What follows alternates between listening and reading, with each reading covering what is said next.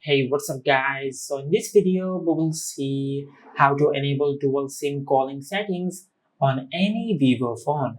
Now to do that, just open the settings app on your smartphone and tap on SIM card and mobile network. And you can set the dual SIM calling settings from here.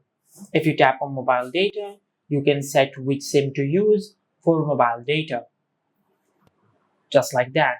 And if you tap on calls, you can set which SIM to use for mobile calls. Or you can select ask every time and it will ask you every time which SIM to use when you want to call someone. Now, if you tap on SMS, and from here you can set which SIM to use for sending SMS. And this is how you can enable dual SIM calling settings on any Vivo phone. If you found this video helpful, please like the video and subscribe to our channel and hit the bell icon to get notified when we upload a new video.